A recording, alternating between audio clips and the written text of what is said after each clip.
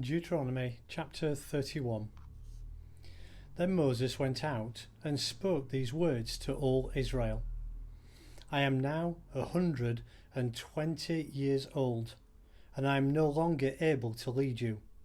The Lord has said to me, you shall not cross the Jordan. The Lord your God himself will cross over ahead of you. He will destroy these nations before you, and you will take possession of their land. Joshua also will cross over ahead of you, as the Lord said, and the Lord will do to them what he did to Sihon and Og, the kings of the Amorites, whom he destroyed along with their land. The Lord will deliver them to you, and you must do to them all that I have commanded you. Be strong and courageous. Do not be afraid or terrified because of them, for the Lord your God goes with you. He will never leave you, nor forsake you.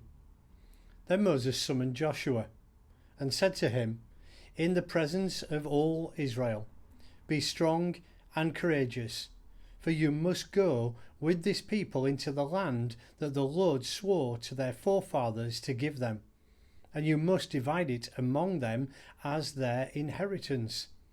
The Lord himself goes before you and will be with you. He will never leave you, nor forsake you. Do not be afraid. Do not be discouraged. So Moses wrote down this law and gave it to the priests, the sons of Levi, who carried the ark of the covenant of the Lord, and to all the elders of Israel. Then Moses commanded them, at the end of every 7 years, in the year for cancelling debts, during the Feast of Tabernacles, when all Israel comes to appear before the Lord your God at the place he will choose, you shall read this law before them in their hearing. Assemble the people, men, women and children, and the aliens living in your towns, so that they can listen and learn to fear the Lord your God and follow carefully all the words of this law. Excuse me.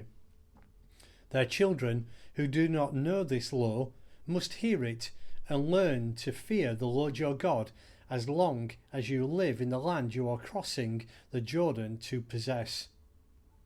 The Lord said to Moses, now the day of your death is near. Call Joshua and present yourself at the tent of meeting, where I will commission him.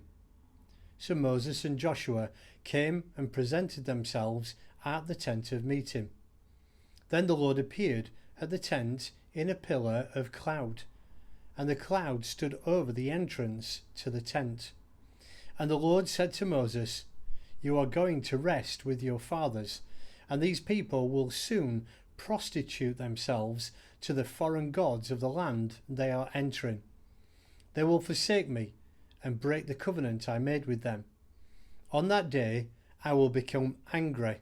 I will become angry with them and forsake them. I will hide my face from them, and they will be destroyed. Many disasters and difficulties will come upon them, and on that day they will ask, have not these disasters come upon us because our God is not with us? And I will certainly hide my face on that day because of all their wickedness in turning to other gods.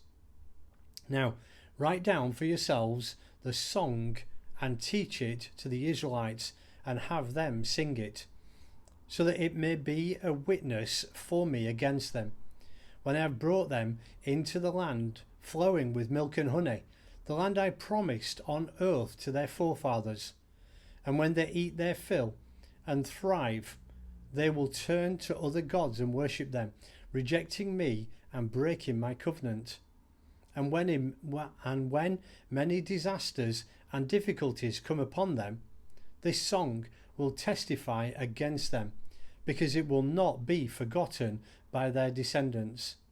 I know what they are disposed to do, even before I bring them into the land I promised them on oath. So Moses wrote down this song that day and taught it to the Israelites. the Lord gave this command to Joshua son of Nun: Be strong and courageous, for you will bring the Israelites into the land I promised them on oath, and I myself will be with you. After Moses finished writing in a book the words of this law from beginning to end, he gave this command to the Levites who carried the Ark of the Covenant of the Lord: Take this book of the law and place it beside the Ark of the Covenant of the Lord your God. There it will remain as a witness against you, for I know how rebellious and stiff-necked you are.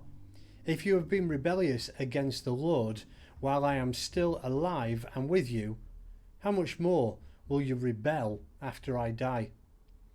Assemble before me all the elders of your tribes and all your officials, so that I can speak these words in their hearing and call heaven and earth to testify against them.